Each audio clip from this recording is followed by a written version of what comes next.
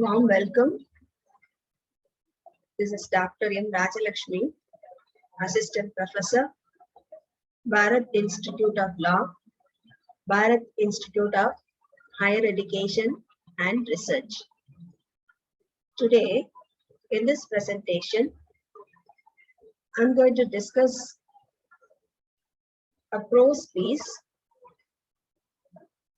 actually a letter written by a junior college student to a justice. So before moving into the text, I wanted to discuss certain important factors regarding studying prose. And the title of the prose is Advice to a Young Man Interested in Going into Law.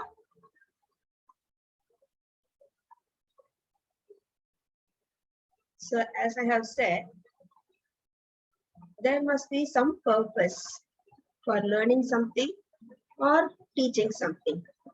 So first let us see what is the purpose of learning and teaching prose. So prose is generally said to be words in their best order. Prose is words in their best order. So prose is meant for learning a language. That is why teaching prose means teaching reading with comprehension. The learners are taught the skill of reading, and the next step is to teach them reading with comprehension. First, they will excel in the skill called reading, and then they will try to comprehend that is, they will try to understand what has been read. So reading with comprehension helps the learner to acquire new vocabulary and content words. The power of comprehension can be promoted through reading and listening. So teaching prose enables the students to understand the passage, to read fluently, to enrich their vocabulary, and to enjoy reading and writing. So these are the basic purpose for reading prose.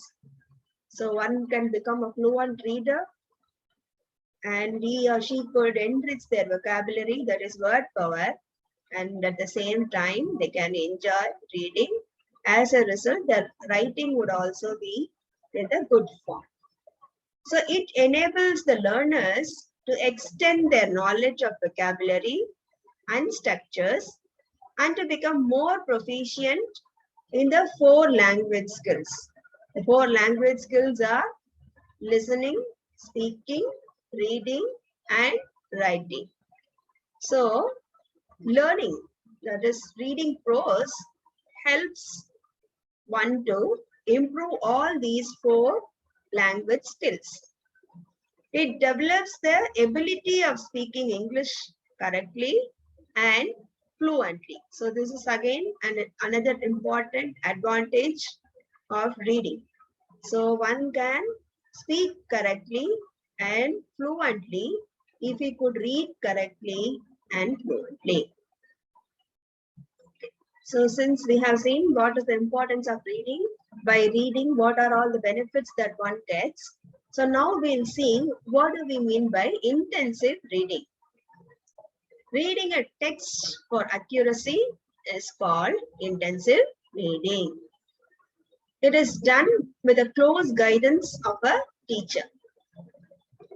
It forces the learners to pay more attention to the text, and it also involves the profound and detailed understanding of the text. It is primarily concerned with the developing of reading strategies.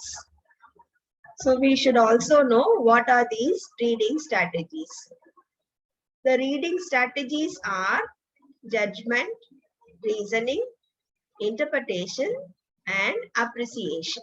So these are the 4 strategies when it comes to reading: judgment, reasoning, interpretation, and appreciation. Intensive reading is more an exercise in accuracy. Students do not read a text only for a specific purpose of information. A text is considered suitable for scanning of information, paying attention to the writer's intentions, arguments, ideas, style, etc. The students are expected to answer all questions which involve their understanding of the text which is being given, and also more to understanding the text, more than understanding the text, we can also learn new vocabulary, grammar is also involved, and we could also improve our writing skills. So, an intensive reading must be based on the structural syllabus. So, what are they? It must be interesting. So, only if it is interesting, we tend to read it. That is the basic factor. It should be well graded. Yes, lower level class books, yes, of course. Even elderly people or adults also, if we have pictures in them, we get attracted towards those books. That is why this point has been included. Multiple numbers of colorful pictures are necessary. The pictures should stimulate an interest in the lessons. More opportunities for oral discussions before reading the text. Difficult words, phrases, and ideas should be clearly explained by the teacher. This is the teacher's job. And it must have provision for silent reading and also loud reading. So now we'll see the aims of teaching prose. The main aim of teaching prose is to develop the language ability of the students. As we have already seen, the 4 skills of language. It is the intensive study of a language. The language ability helps the learners to use English language without any problem. So now we'll see the general aims of teaching and also learning prose. So to enable the students, what are all the factors? What are all the factors that prose enables the students to get? To understand the passage and grasp its meaning. That is the vital aspect in studying prose. To read with correct pronunciation and stress, intonation, pass, and articulation of voice. So while reading, all these aspects should also be kept in mind. It is not that we can monotonously read any passage or any prose piece. We have to use the right stress, intonation, and we need to give the pass whenever necessary, and the articulation of voice is also must. And it enables the students to understand the passage even if he reads it silently. Whether he reads it aloud or he reads it silently, he should understand the meaning. That is the ultimate aim. And as we have already said, to enrich their vocabulary, word power, to express the ideas of the passage orally and in writing. So, reading helps them to express their ideas when they speak, when they write also. To enjoy reading and writing, to develop their imagination, of course. Though it comes at the end, it is also important. Reading should develop their imaginative powers. So as we have seen the general aims, now let us see specific aims. The specific aims of prose change according to the subject matter like biography, play, story, and essay. Specific aims of the story. The learners learn a few facts through the story. To teach morals. To mold one's character using the characters that come in the story. Exposure to the style of the story writing. So when it comes to essay, what are all the specific aims? The learners learn a few facts through the essay. To make students curious about the subject of essay. Exposure to the style of essay writing. To arrange ideas in an organized manner. When it comes to biography, what are the specific aims? The learners are exposed to live like a great man. The lives of the great men, they are coming to know about. To mold one's character. Aspiration for better things in life. To inculcate in them desirable sentiments. So, specific aims of a play, drama. To provide opportunities for self-expression, to play different roles, to speak English or any other language in the conversational style, and to mold one's character. So what are the different steps that are involved in teaching prose? Now we'll see that one by one. A prose lesson is not for memorization of questions and answers, but for learning a language. The prose lesson contains structure, vocabulary, grammar, views, and ideas for comprehension. The students read prose with comprehension and write sentences about the lesson using the correct structure and content words. So these are the following steps. We can now sum it up. The steps for teaching of prose may be summed up as follows. First, introducing the prose lesson. So what is the background? Why this prose piece has been written? Likewise, some introduction needs to be given. Dividing the text into smaller units. Instead of summarizing as a whole, the teacher has to divide it into various portions. This will also help the students to do the same when they read a new text. And teaching vocabulary, both new and old. And model reading by the teacher, followed by silent reading by the student. And then testing comprehension and testing how it has been applied, testing application, making the students read aloud. It is loud reading by the students, and finally giving certain assignments related to the prose piece. So as we have seen what are all the important aspects while reading and teaching a prose, and what are the general aims and also specific aims for various prose pieces. Now we are moving on to the actual prose. As I have already said, this is a letter which is written by Felix Frankfurter. This is a reply letter written by Justice Felix Frankfurter and titled as Advice to a Young Man Interested in Going into Law. And this has been compiled in the book Law and Language by Dr. R.P. Bhatnagar.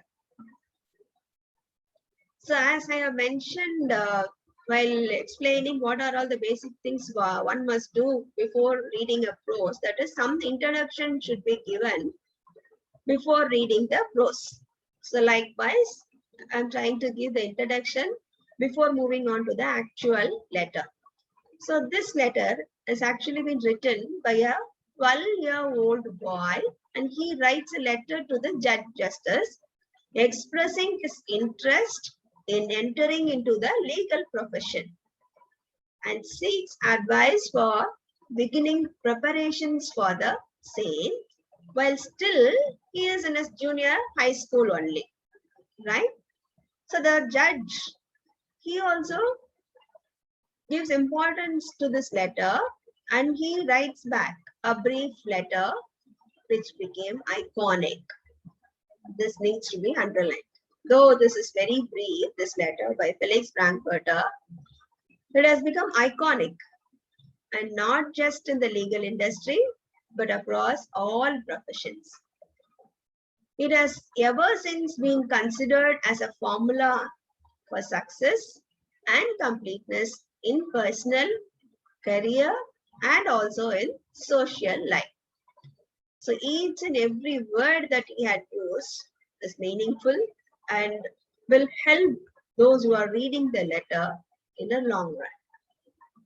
And finally, in this presentation, we will read the reply letter and also discuss what has been written. So about the author, we should know something about the author also. He is Justice Felix Frankfurter, and he was born on November 15, 1882, died on Feb 22, 1965. So 83 years he lived. And he is an Australian American, a lawyer, a professor, and a jurist. Associate Justice at Supreme Court of United States. His strengths, that is Felix Frankfurter was a noted advocate of judicial restraint in the judgments of the court. A judicial restraint is a theory of judicial interpretation that encourages judges to limit the exercise of their own power.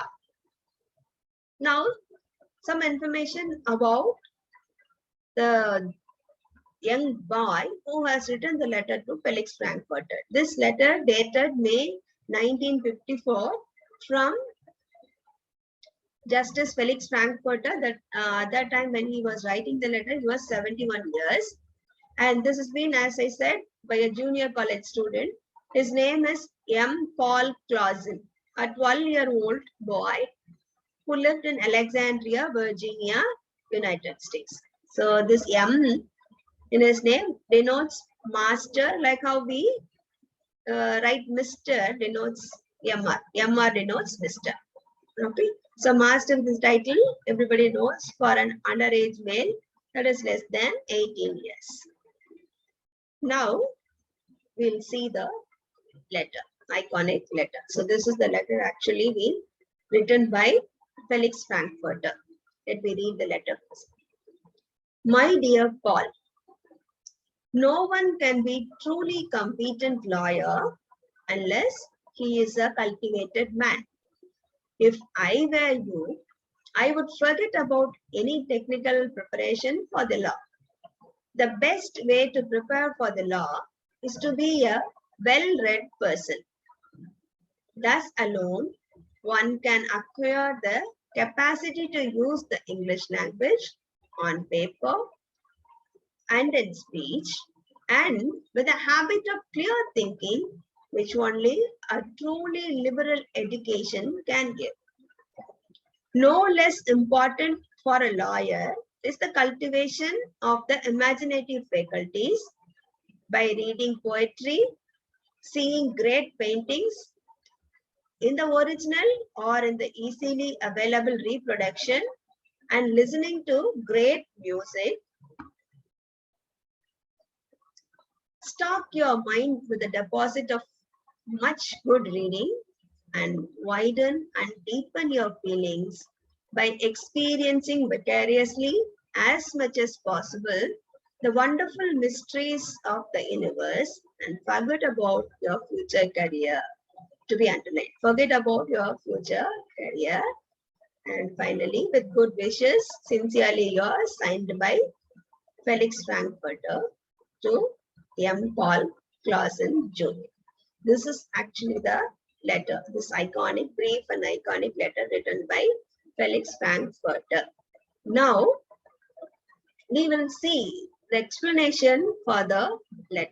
So what he is actually what is the piece of advice that Felix Frankfurter is trying to give to the junior college student, to Paul class. So for easy understanding, I have split the letter and I have taken certain phrases, certain lines. It may be in the jumbled form, but only when you read it in this way, we will actually get the meaning. And at the end, we'll summarize what the letter speaks about. First, he talks or starts with the important qualities of a lawyer. What are the important qualities a lawyer or an advocate should possess? So he begins like that. So no one can be truly competent lawyer unless he is a cultivated man. So competent here means able to do something very well. A person who could do anything in a better way. That is what is meant by competent. And cultivated, though this word is related to agriculture, here it means being well educated and having good manners. Not only well educated, but also good manners. So he feels that if at all a person would like to become a lawyer in future, he should be a competent person, should be able to do something well, in a well organized way, in a better way. And also he should be educated, well educated, and he should have good manners. So in the beginning itself, he tries to emphasize on the important qualities for any lawyer. So within one single line, he is trying to give all the important factors that a lawyer needs to have. So the next part I have taken, no less important for a lawyer is the cultivation of the imaginative faculties. What does this imaginative faculty means? Ability to think creatively. This is very, very important for everybody, we can say, but when it comes to a lawyer, this is a must. He should think creatively. This imaginative faculty is must for him. Then only when he gets a case, when he is appearing for any case, he could imagine what would have happened. So this is already happened. So this could have been happened. This could be the continuation. So he is emphasizing this ability to think creatively. So he says it is highly important for a lawyer to cultivate imaginative faculties. Imaginative, creative thinking. So he is not stopping with this.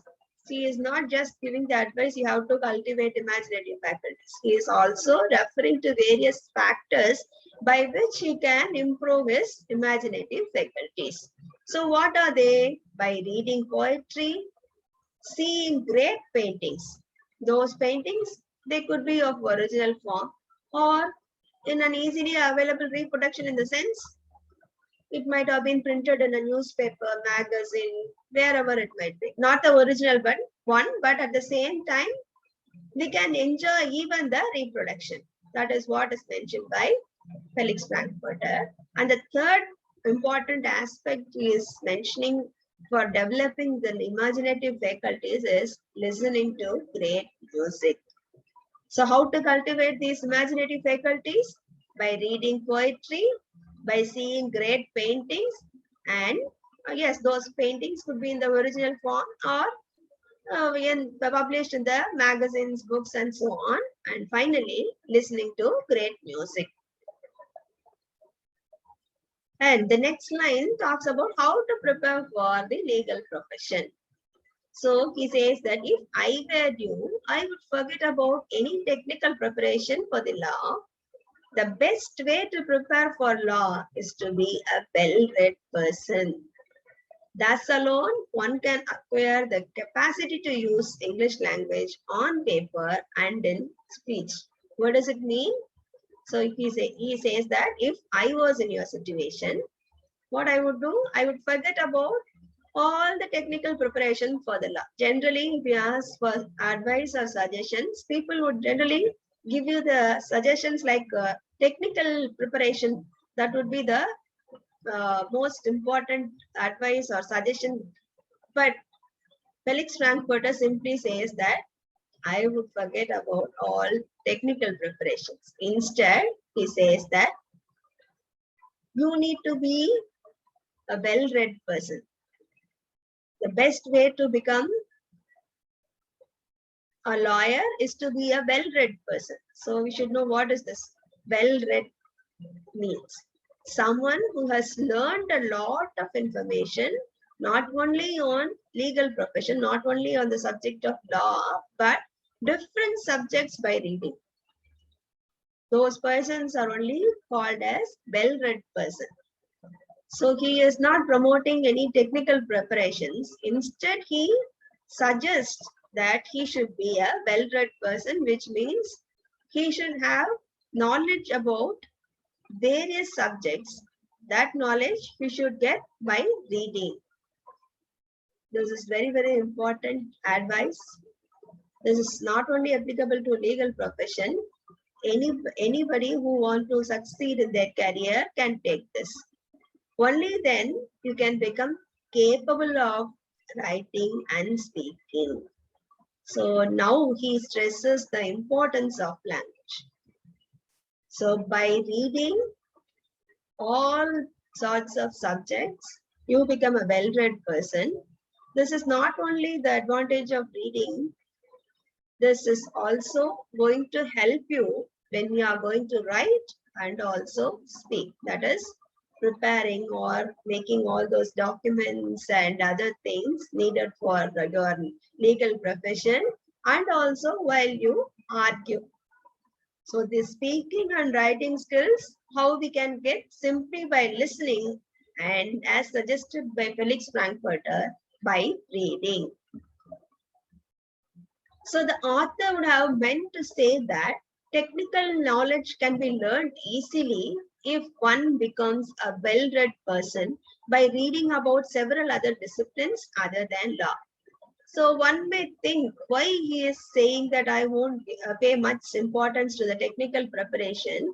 The answer could be he might have felt that if a person becomes a well-read person, automatically all this technical knowledge he would definitely get. So this must be the idea behind these lines.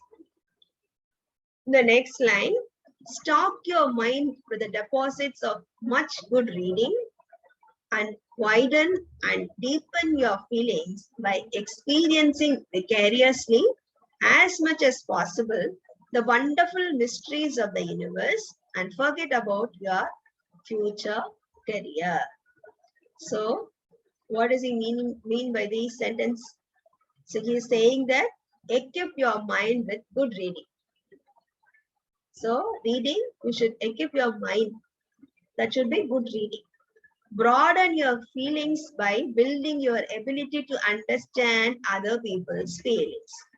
This is very, very important when it comes to such professions. So advocates are going to handle people. And when they come with their cases, various people with various feelings, various attitude may come. So only you have broadened your feelings, only you have,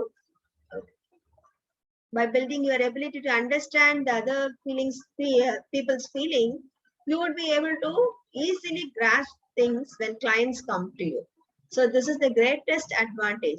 So reading, that too good reading, allows this to happen. So that is why he is again and again stressing reading, good reading, and especially wants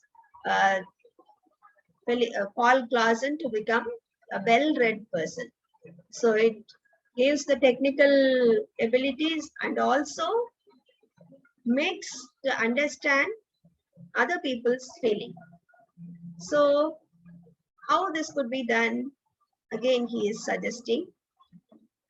The suggestion may be somewhat different, but even then it could be applied.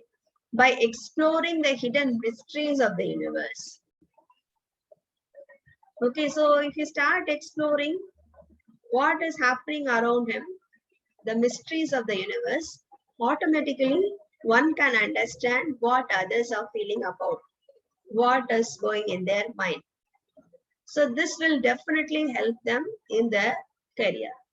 So and finally he says that forget about your future career. So why he is saying so?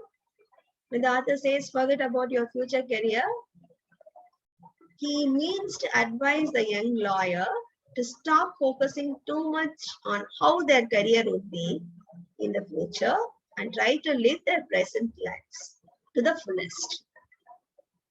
So finally he says that enjoy the present life.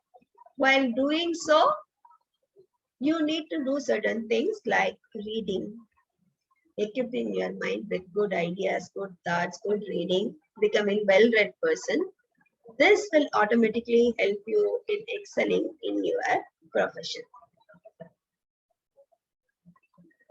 And what kind of education is necessary?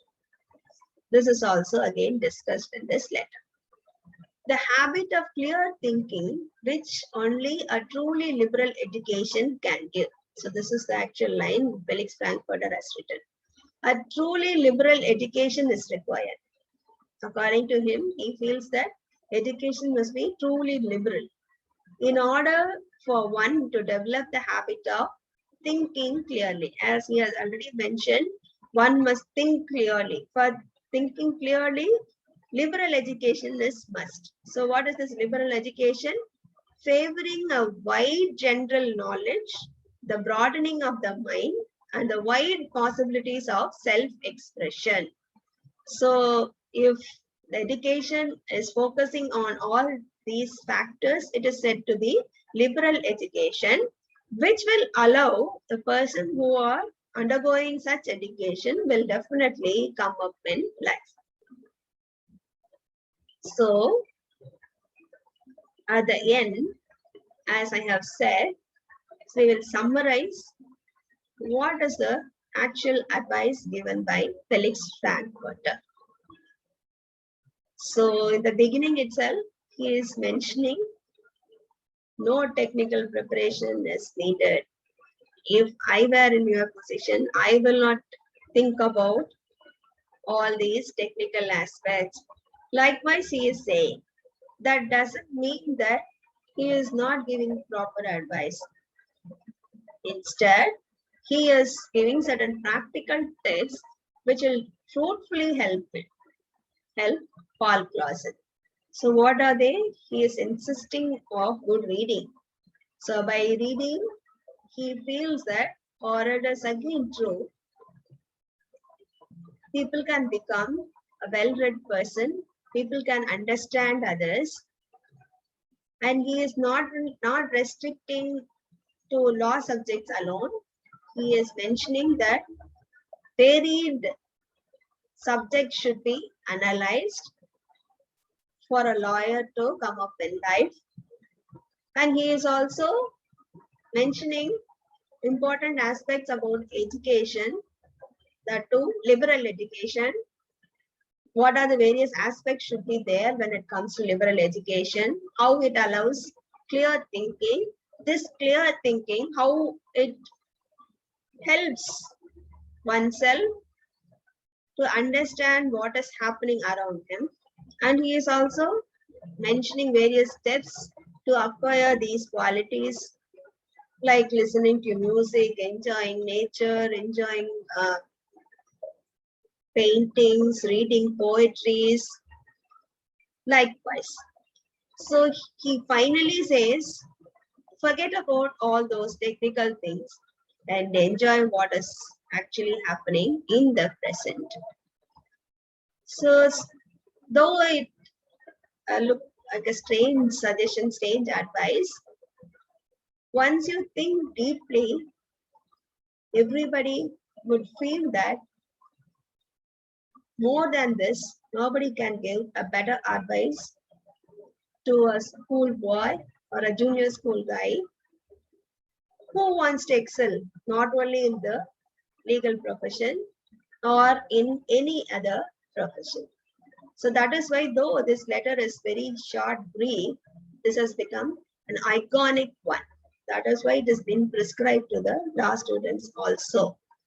So law students might have often been advised regarding the amount of time one has to spend to study and memorize the statutes and its provisions, and the pains one must undergo to pass out the educational institutions as an efficient lawyer.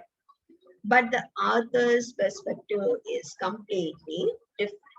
But at the same time, it is also helping us to reach the goal.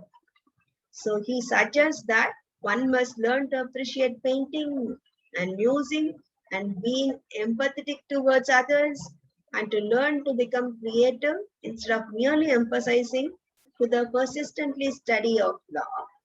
This kind of advice can be termed as unorthodox, as I said earlier, because it is different from the usual. So hope all the students who have been listening to this lecture, who want to aspire in life, definitely would follow the advice which has been given by Felix Frankfurter, that is enjoying the present, at the same time following certain tips which has been given by Felix Frankfurter. With this note, I'm ending this presentation. Thank you so much.